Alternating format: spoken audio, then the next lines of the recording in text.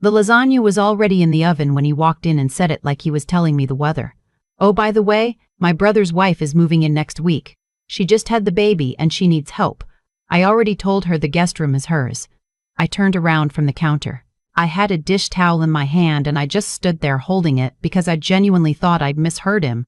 "What? She doesn't have anyone, babe. Her parents are overseas. It'll just be for a little while."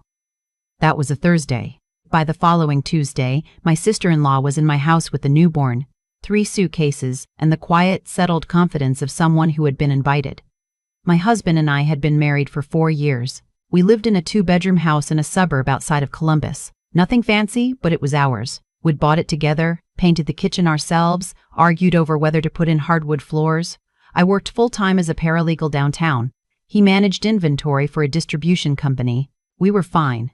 Not perfect, but fine. And I had come to believe that fine, when you work at it, becomes good. His brother. My brother-in-law, lived 40 minutes away. His wife, I'll call her what my husband always called her, family. Said with a warmth I never quite received from that side of the table. She and I were polite to each other. Never close. She had this way of talking around me in group conversations, directing her words at my husband while I sat right there. I told myself it was just her personality. That some people are just like that. When the baby came, a little boy, 6 weeks early, had a short stay in the NICU, everyone rallied. I sent a gift. I texted, "I did what you do." But I did not expect her to be sleeping in my guest room on a Tuesday night while I washed her bottles. My husband had explained it like this: his brother had to travel for work. A long project, 4 or 5 weeks out of state.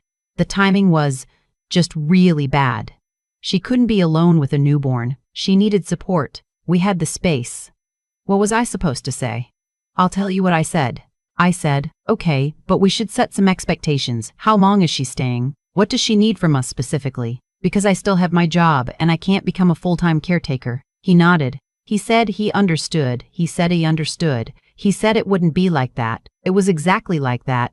By the end of the first week, my schedule had quietly reorganized itself around the baby.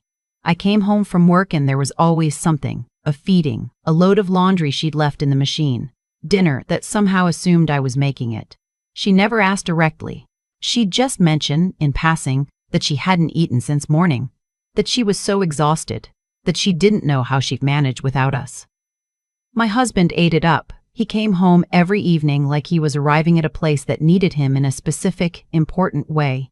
He held the baby. He brought her herbal tea without being asked. He sat with her on the couch watching shows I'd suggested to him 6 months ago and he'd never had any interest in. I started staying in our room more. The thing is, I wanted to be understanding. I genuinely did.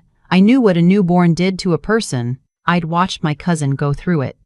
Those first few months are brutal, and doing it with your husband across the country is brutal in a different way. I wasn't made of stone. But there's a version of compassion where you give from a full cup, and there's a version where you give because you've been handed an obligation without being asked. The second one doesn't stay generous for long. My husband stopped checking in with me the way he used to. Not dramatically, just the small things went quiet. He stopped asking how my day was. Stopped reaching for my hand on the couch. When I brought it up one night, gently, he said I was being sensitive. That I should understand this was temporary. That family steps up. I said, "I'm your family too." He looked at me like I'd said something strange. 6 weeks passed, then 7. The brother extended his work trip. My husband relayed this information at dinner like he was reporting a traffic update. I asked when it would end. He said he didn't know. I asked if we should start talking about other options for her, a postpartum support service, maybe her own mother flying in from abroad. He said that felt cold. He said he didn't want to make her feel like a burden. I asked him when he'd last asked me how I was doing. He picked up his phone. I started noticing things after that. Little things. The way you do when something has shifted and you're not sure what it is yet. He stepped outside to take phone calls a few times a week. He said it was work. He drove to pick up groceries and came back an hour later with a bag of things we didn't need. He laughed more. Not with me, just in general. There was a looseness to him that I hadn't seen in a while, and at first it made me think, maybe he's just happy having people around. Maybe this is good for him. Then I found the receipt. It was in the pocket of his jacket, the gray one he wore on weekends. I was doing laundry, a hotel receipt, folded in quarters. The kind you get when you pay in person. A place about 20 minutes from our house. 2 nights ago, he told me he was at his friend's bachelor party that weekend. Out of town. I sat on the edge of the bed with that receipt in my hand for a very long time. I didn't confront him that night. I don't know why exactly. I think some part of me understood that if I said it out loud before I knew more, he would have an answer ready and I would have nothing. I needed to know more. Over the next 3 days, I paid attention. I noticed how she looked at him when she thought I wasn't watching. The way he handed her the baby. His hands lingering just a second longer than they needed to. A text he got one morning that made him smile before he turned the phone face down on the table. The way the two of them filled a room without me even when I was standing in it. My brother-in-law called the house phone one evening. We still have one. A leftover from when we moved in. I picked up. We talked briefly. He sounded tired but warm.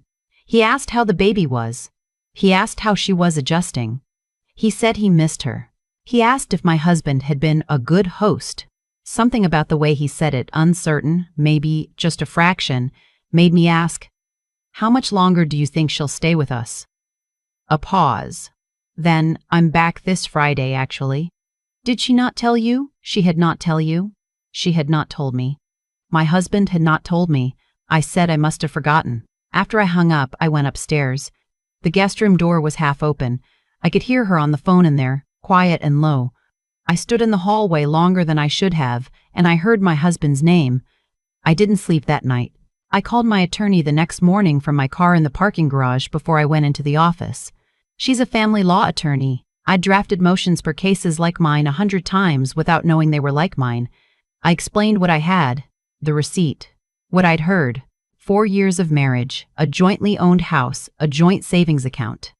She walked me through my options. She was calm and practical, and she told me exactly what I was entitled to and what I needed to do first. That night, I started. Not dramatically, not in a way anyone noticed. I moved money. Not all of it, exactly half of what was in the joint savings account, transferred to a personal account I'd had since before we got married that he'd never been added to. I made copies of every financial document I could access. I photographed the receipt. I photographed the title to the house, the mortgage statements, the car registration. I built a folder on a personal cloud account that only I knew about. I was a paralegal. I knew exactly what would be needed. I also called my mother-in-law. Not to tell her everything, not yet, just to ask if she knew when her daughter-in-law was planning to leave since her son was coming home Friday. She didn't know her daughter-in-law had been staying with us at all.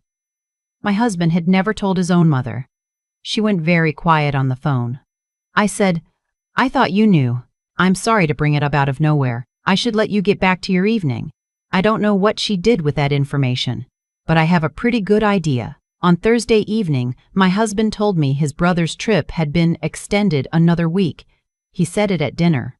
His eyes were on his food. I said, "That's interesting because I talked to your brother on Monday and he said he was coming home Friday." The fork stopped moving. I looked at him. I kept my voice very even. "I've made an appointment. I think you should have a lawyer too. I'll be staying with my cousin this weekend while you figure things out here." He started to say something. I don't remember exactly what, something that began as denial and then shifted into explanation and then into something that sounded like it was circling toward an apology. But I was already pushing back from the table. She was in the living room. I don't know if she'd heard. "I got my coat." "I waited," I said to him quietly. "I waited for you to tell me. I waited for you to choose differently. You had so many chances."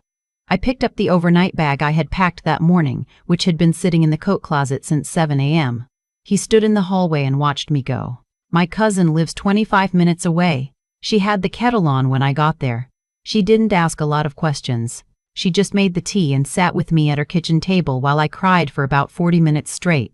And then we ate leftover pasta and watched something stupid on TV and I slept in her daughter's room. Her daughter was at college and the mattress was too soft and I didn't care. In the morning I felt something I hadn't felt in a while. Not happy. Not fixed. Just clear. My attorney filed the following week. The house was the complicated part, but not as complicated as he probably hoped. We'd owned it jointly for 4 years.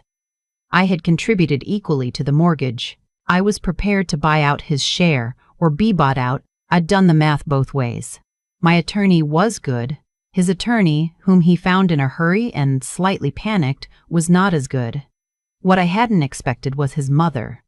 She called me 3 weeks into the process. She'd spoken to her son.